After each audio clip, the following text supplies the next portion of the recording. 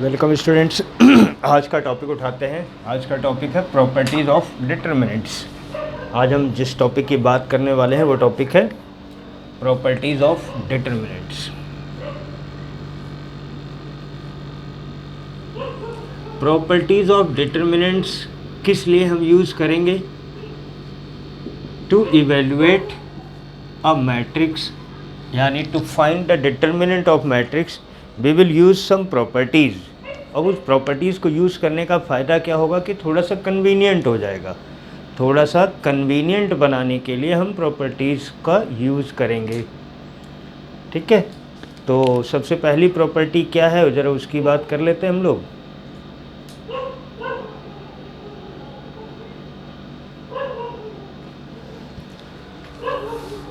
क्या क्या प्रॉपर्टीज़ हैं? कुल 6 प्रॉपर्टीज़ हम पढ़ेंगे। The first property is if we interchange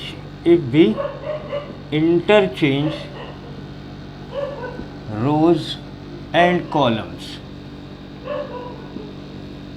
अगर हम रोज और कॉलम्स को क्या कर दें बेटा, इंटरचेंज कर दें, the value of determinant remains unchange. The value of determinant remains unchanged. क्या मतलब हुआ बेटा कि अगर हम किसी मैट्रिक्स के रोज़ और कॉलम को आपस में इंटरचेंज कर दें, चेंज कर दें, तो सिंपल भाषा में मैं शायद ये कहना चाह रहा हूँ कि ट्रांसपोज कर दें। फॉर एग्ज़ाम्पल, हमारे पास एक डिटर्मिनेंट है A1 B1 C1 A2 B2 C2 A3 B3 C3। Clear है? अब अगर हम इसके रोज़ और कॉलम्स को इंटरचेंज कर दें तो क्या बन जाएगा बेटा, ये जो A1 B1 C1 रो है वो बन जाएगा A1 B1 C1 column, A2 B2 C2 A3 B3 C3। और ये कह रहे हैं कि जो वैल्यू इस डिटर्मिनेंट की है, यानी इस मैट्रिक्स के डिटर्मिनेंट की है, वही इसकी भी है, यानी both the values will be same. तो क्या ऐसा होगा? करके देखते हैं, वेरीफाई कर लेते हैं। तो इसकी वेरिफिकेशन कैसे करें भाई? वेरिफिकेशन बेटा ऐसे करते हैं, A1 के लिए हमें फर्स्ट रो के लिए इवेल्युएट कर रहा हूँ। अच्छा कि हम पढ़ चुके हैं कि किसी भी रो या किसी भी कॉलम के लिए इवेल्युएट कर सकते हैं, फिर भी मैं यहाँ रो और वहाँ भी रो के लिए ही कर रहा हूँ, जबकि मैं जानता हूँ थोड़ा सा आपको समझने में दिक्कत आएगी, फिर भी आपको करके बताता हूँ।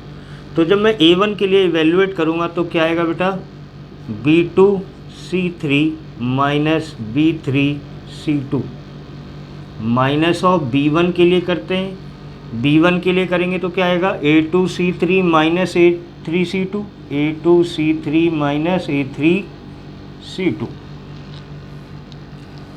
फिर प्लस में C1 के लिए किया जाए, C1 के लिए करेंगे तो क्या आएगा, A2 B3 minus A3 B2। तो सॉल्व करके क्या आ गया, A1 B2 C3 minus A1 B3 C2 minus B1 A2 C3 plus B1 A3 C2 plus C1 A2 B3 minus C1 A3 B2। तो इस डिटर्मिनेंट को, यानी इस मैट्रिक्स का जब हमने डिटर्मिनेंट निकाला तो हमें ये मिला। हम इसको डेल्टा 1 ले लेते हैं। अब हम डेल्टा 2 निकालते हैं। डेल्टा 2 मीन्स उस वाले मैट्रिक्स का डिटर्मिनेंट निकालते हैं। तो इस मैट्रिक्स का डिटर्मिनेंट भी हम रो के लिए ही करें या कॉलम के लिए, रो के लिए ही करते हैं। A1 के लिए लिखना चाहूँगा तो क्या लिखेंगे बेटा, B2 C3 minus B3 C2। First term तो सेम आ गई, लेकिन बाकी टर्म्स में थोड़ी दिक्कत आएगी, प्लस या माइनस A2 के लिए करेंगे तो माइनस आएगा। क्यों? First row second column, 1 2 3 odd number, सब कुछ बता चुका हूँ मैं पिछले क्लासेस में आपको। तो A2 के लिए करते हैं तो it will come B1 C3 minus C1 B3। A2 के लिए हमने किया B1 C3 C1 B3, plus A3 के लिए इवेल्युएट किया जाए तो B1 C2 minus B1 C2 minus B2 C1। जरा इसको भी मल्टीप्लाई करते हैं और मल्टीप्लाई करके देखते हैं सेम आ रहा है या कुछ अलग आ गया। तो थोड़ी सी जगह कम हो गई हमारे पास, मैं थोड़ा ऊपर कर देता हूँ।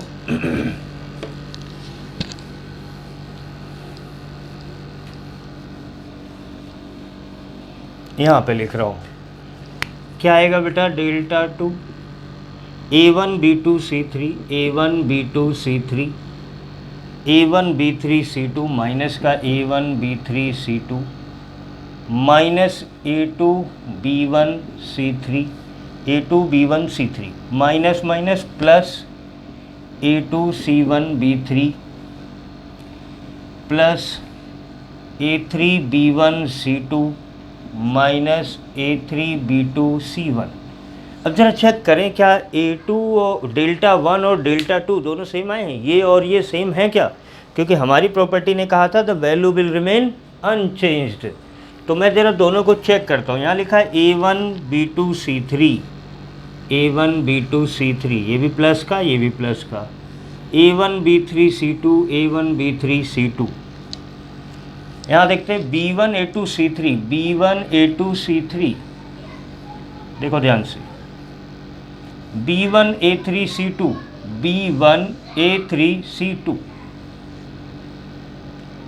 इसके बाद देखते हैं C1A2B3 C1A2B3 है, C1A3B2 C1A3B2, सब कुछ सेम आ गया क्या? सभी टर्म्स सेम आ गई, मतलब the value of determinant remains unchanged if you interchange the rows and columns. ये फर्स्ट प्रॉपर्टी थी जो हमने वेरीफाई की है। प्रॉपर्टी हमें पता है, प्रॉपर्टी अप्लाई कब करना है, किस कंडीशन में करना है, ये हम आगे बात करेंगे। अभी हम सिर्फ ये स्टडी कर रहे हैं कि क्या क्या प्रॉपर्टीज़ हैं। फर्स्ट प्रॉपर्टी हम नोट कर चुके हैं, अब हम बात करेंगे सेकंड प्रॉपर्टी की। सेकंड प्रॉपर्टी क्या कहती है? If you change any two rows or columns, any two rows or columns interchanged, मतलब दो रो या दो कॉलम को अगर आप आपस में इंटरचेंज कर देते हैं तो क्या होगा? The sign of determinant changes, the sign of determinant changes, मतलब क्या होगा बेटा? साइन चेंज हो जाता है। अगर प्लस होगा तो माइनस आ जाएगा, माइनस होगा तो प्लस आ जाएगा। कहना क्या चाह रहे ज़रा समझो, ABCD ये है, और हमने क्या किया, हमने दो कॉलम आपस में इंटरचेंज कर दिए, मतलब BDAC। तो क्या ये दोनों आपस में इक्वल होंगे? नहीं, यहाँ माइनस आ जाएगा। यहाँ साइन प्लस था, यहाँ साइन क्या हो गया? माइनस हो गया। तो मैंने कहा साइन विल इंटरचेंज, साइन क्या होगा? इंटरचेंज हो जाएगा। जरा करके देख लेते हैं। AD माइनस BC, इसको सॉल्व करते तो आता BC माइनस AD। क्या ये दोनों इक्वल हैं? नहीं, लेकिन माइनस लगा दे तो इक्वल हो जाते हैं। ये मैंने 2:2 के लिए बताया, थोड़ा कन्वीनियंट होगा। सिंपल बात कहें तो हमें अच्छा चलो एक और एग्जांपल दे देते हैं। नोट करना चाहो तो ये भी कर सकते हो। क्या कहना चाह रहा हूँ ज़रा उसको करके देखते हैं। A1 B1 C1 A2 B2 C2 A3 B3 C3। अब हम यहाँ कोई दो रो आपस में इंटरचेंज कर दें या फिर दो कॉलम इंटरचेंज कर देते हैं। A2 B2 C2 A1 B1 C1 A3 B3 C3। क्या किया हमने? हमने दो रोज को आपस में इंटरचेंज कर दिया। This row and this row has been interchange but these two determinants are not equal. कब इक्वल होंगे? Sign will change, sign change हो गया। अब ये दोनों इक्वल हैं। अब आप चाहें तो इसको भी वेरीफाई कर सकते हैं। कैसे वेरीफाई किया जाए बेटा? दोनों को इवेल्युएट करते हैं, दोनों सेम आने चाहिए। या माइनस लगा हुआ है, बस ये ध्यान रखना है। तो इवेल्युएट करके दिखाते हैं आपको। A1 B2 C3 minus B3 C2, minus of B1 के लिए करेंगे, B1 के लिए करेंगे A2 C3 A3 C2, plus C1 के लिए करते हैं, C1 के लिए करेंगे तो A2 B3 minus A3 B2। जरा देखते बेटा ये क्या आया। A1 B2 C3 minus A1B3C2 minus B1A2C3 plus B1A3C2 plus C1A2B3 minus C1A3B2। ये आया है इसको इवेल्युएट करने पर। इसको इवेल्युएट किया हमने तो ये मिल गया हमें। अब ज़रा उसको इवेल्युएट करते हैं, क्या सेम चीज़ आएगी या कुछ डिफरेंट आ जाएगा। Let's check it. A2 के लिए लिखें तो क्या लिखेंगे, A2 फर्स्ट रो के लिए कर रहा हूँ मैं अगेन,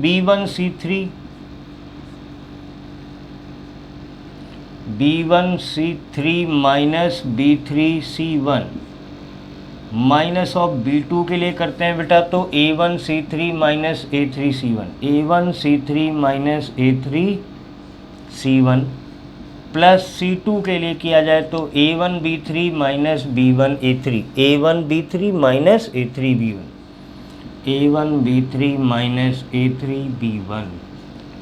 चेक करते हैं ज़रा, A2B1C3 minus A2B3C1 minus B2A1C3 plus B2A3C1 plus C2A1B3 minus C2A3B1। Let's check it.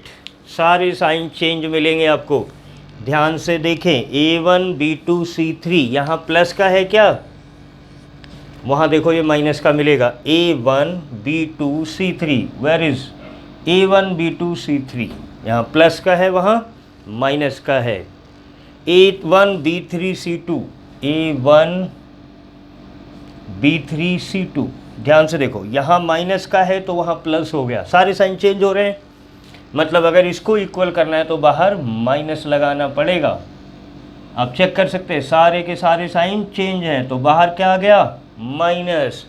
जब माइनस साइन आ जाएगा तो ये दोनों इक्वल हो जाएंगे। तो ये तो थी आपकी सेकंड प्रॉपर्टी। अब बात करते हैं थर्ड प्रॉपर्टी की। थर्ड प्रॉपर्टी सबसे यूजफुल प्रॉपर्टी है, सबसे काम की प्रॉपर्टी हमारे लिए। क्या कहती है थर्ड प्रॉपर्टी, अगर किसी भी डिटरमिनेंट के कोई भी दो रो या दो कॉलम आपस में आइडेंटिकल हों, इफ़ टू रोज और two columns of a determinant are identical, the value of determinant will be zero. मतलब कुछ सॉल्व करने की ज़रूरत नहीं, मज़े आ गए बिल्कुल ही। इफ़ टू रोज और two columns, if two rows or two columns,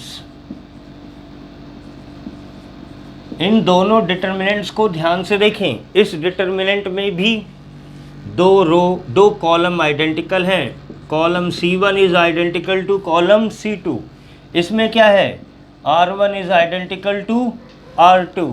और डिटरमिनेंट क्या कह रहा है, इफ़ एनी टू रोज और two columns are identical the value of determinant will be zero.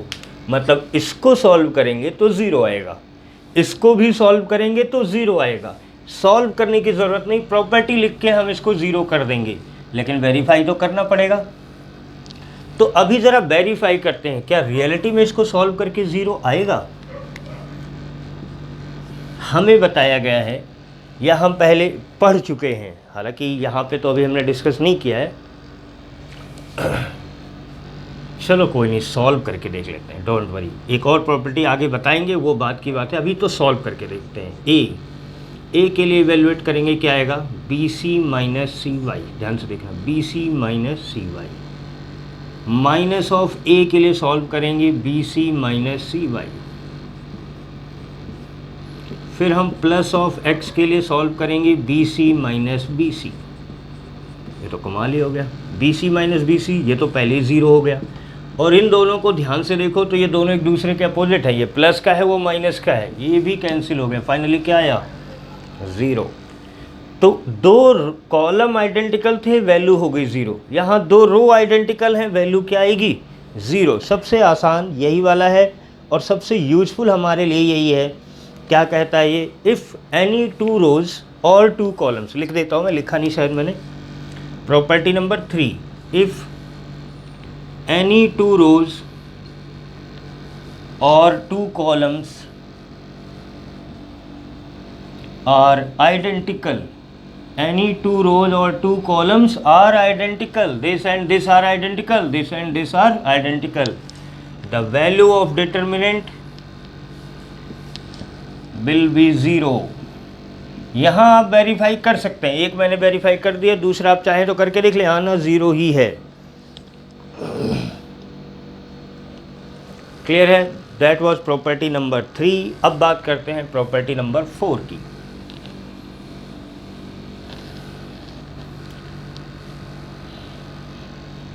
Property number 4 क्या कहती है? If each element of a row or column, if each element of a row or column of a determinant is multiplied by some scalar number, then the value will get multiplied by that scalar। मतलब क्या हुआ जरा समझते हैं। A B C X Y Z P Q R ये एक determinant है। इसके किसी भी एक रो या किसी भी एक कॉलम के सभी एलिमेंट्स को हम एक स्केलर नंबर से मल्टीप्लाई कर देते हैं। क्लियर है? This is multiplied by scalar. तो इसकी वैल्यू क्या होगी? वैल्यू होगी k times A B C X Y Z P Q R। मतलब समझ में आया? मतलब ये हुआ कि अगर सभी एलिमेंट्स, किसी भी रो या किसी भी कॉलम के सभी एलिमेंट्स को किसी पर्टिकुलर स्केलर नंबर से मल्टीप्लाई किया जाए तो पूरी वैल्यू ऑफ डिटर्मिनेंट के से मल्टीप्लाई हो जाती है। स्टेटमेंट लिख देते हैं, if each element of a row or column multiplied by some scalar number, if each element of a row or column of a determinant multiplied by some scalar,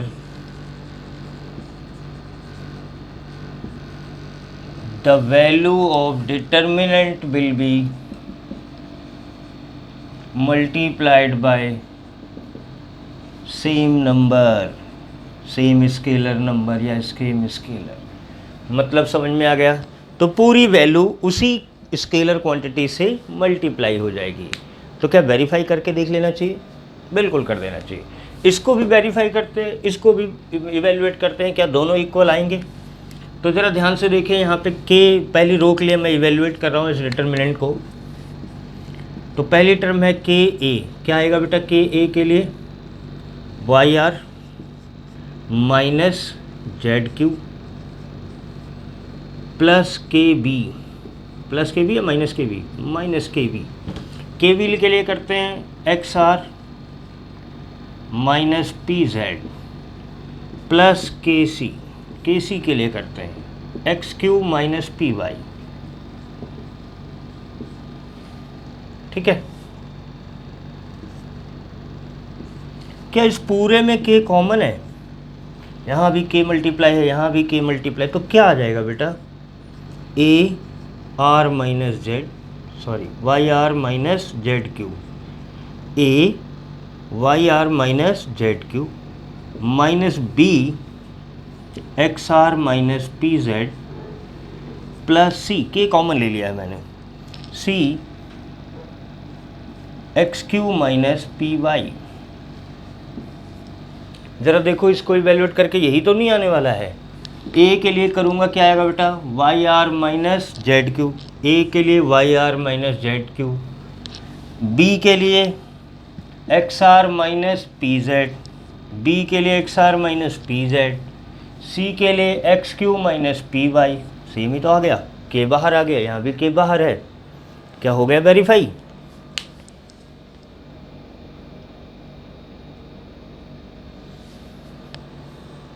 अब बात करते हैं अगली प्रॉपर्टी की।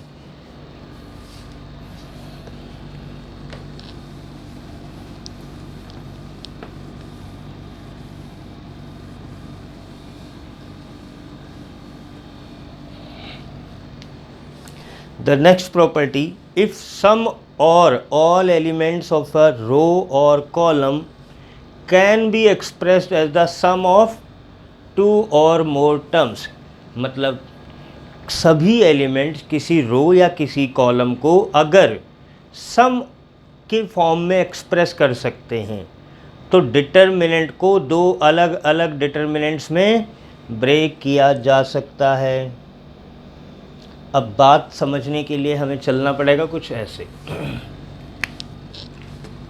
मान लेते हैं एक बेटा डिटर्मिनेंट है a1 plus lambda 1, a2 plus lambda 2, a3 plus lambda 3। Clear है? b1 b2 b3 c1 c2 c3।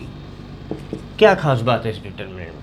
इस डिटर्मिनेंट में एक रो ऐसी है जिसके सभी टर्म्स को हमने सम के फॉर्म में लिखा है। ज़रूरी नहीं सम सब्ट्रैक्शन हो, माइनस हो तो भी चलेगा। तो ये कह रहे हैं कि इस तरह की किसी भी मैट्रिक्स को दो अलग अलग डिटर्मिनेंट्स में लिख सकते हैं। ज़रा ध्यान से देखो मैंने क्या किया। a1 a2 a3, बाकी term same b1 b2 b3 c1 c2 c3।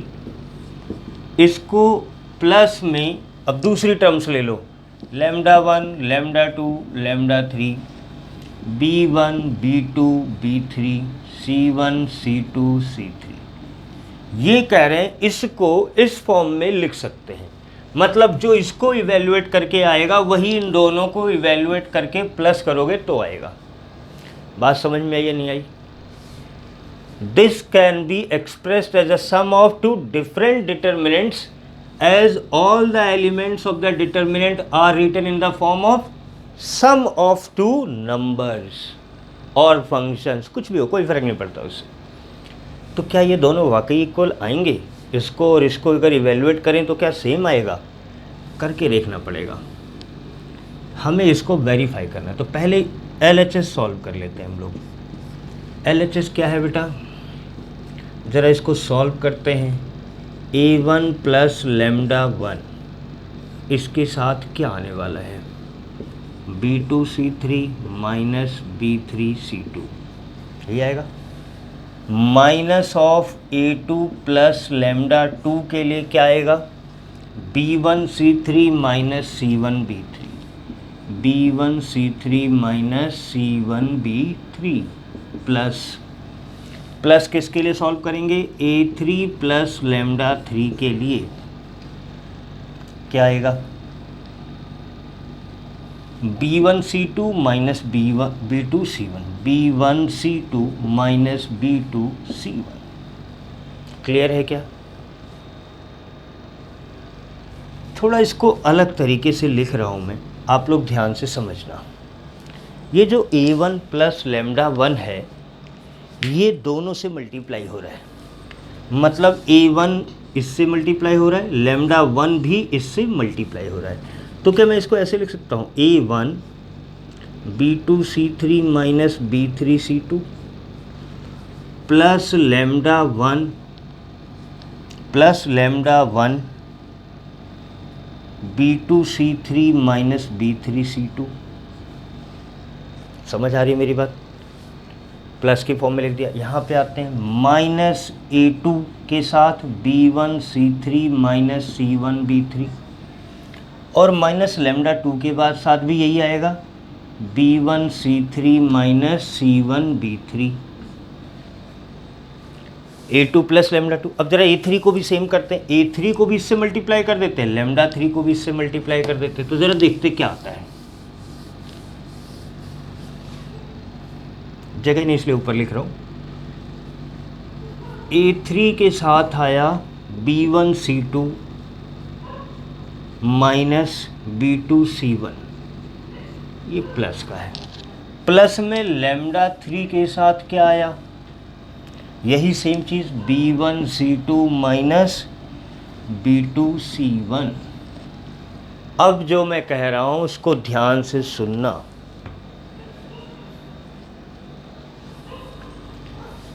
इसको इवेल्युएट करते हैं बेटा, इसको a1 के लिए क्या आएगा? b2 c3 माइनस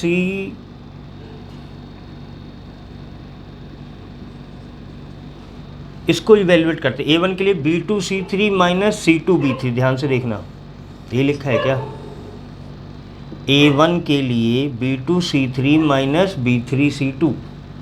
फिर माइनस में A2 के लिए, माइनस में A2 के लिए B1C3 माइनस C1B3 लिखा है क्या, प्लस में A3 के लिए B1C2 माइनस C1B2 लिखा है क्या, लैम्डा 1 के लिए B2C3 C2B3 लिखा है क्या, लैम्डा 2 के लिए लिखा है क्या, लैम्डा 3 के लिए भी लिखा है क्या।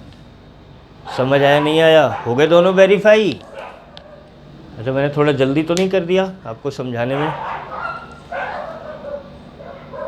चलो नहीं समझ में आया हो तो आप लोग मुझे, मैं चाहूँगा कमेंट्स में लिख के दें, मैं कोशिश करूँगा इसकी एक और वीडियो बनाई जाए। तो ये हमने 5 प्रॉपर्टीज़ पढ़ी। छठी प्रॉपर्टी वो है जो हम लोग मैट्रिसेस में 3.4 में पढ़ चुके हैं। क्या पढ़ चुके हैं वहाँ पे? वहाँ मैंने आपको समझाया था कि हम R1 प्लस R2 कर सकते हैं, R1 प्लस के R2 कर सकते हैं। ये चेंजेस R2 में भी R3 में भी पॉसिबल है। याद आया कुछ? एक्सरसाइज 3.4 कराने से पहले मैंने आपको बताया था कि एलिमेंट्री ट्रांसफॉर्मेशन में हम क्या क्या ट्रांसफॉर्म कर सकते हैं, क्यों कर सकते हैं। वहाँ मैंने आपको डिटेल में समझाया था कि ये इन चीज़ों का यूज़ हम इक्वेशन सॉल्व करने के लिए करते हैं, और इक्वेशन सॉल्व करते हुए हम कुछ इक्वेशंस को ऊपर नीचे लिख सकते हैं। इक्वेशंस को अगर हम ऊपर नीचे लिख सकते हैं और उनके x और y के कोफिशिएंट्स भी इंटरचेंज कर सकते हैं, मतलब x वाले इधर लिख दिए जाएँ।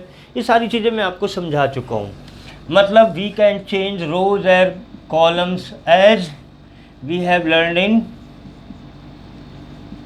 Elementary transformation. एलिमेंट्री ट्रांसफॉर्मेशन में जिस तरह से रोज और कॉलम को इंटरचेंज किया जा सकता था वो सब यहाँ चेंज किया जा सकता है। आपको वहाँ पहले सब कुछ समझाया जा चुका है और बहुत ही डिटेल में समझाया जा चुका है। तो आप चाहें तो सर्च करके एलिमेंट्री ट्रांसफॉर्मेशन वाले सिस्टम पे जाएं, वहाँ आपको ये छठी प्रॉपर्टी मिल जाएगी। तो ये तो थी कुल प्रॉपर्टीज़ ऑफ द डिटर्मिनेंट्स। अब हम इस पर न्यूमेरिकल्स करेंगे, एक्सरसाइज 4.2 करेंगे।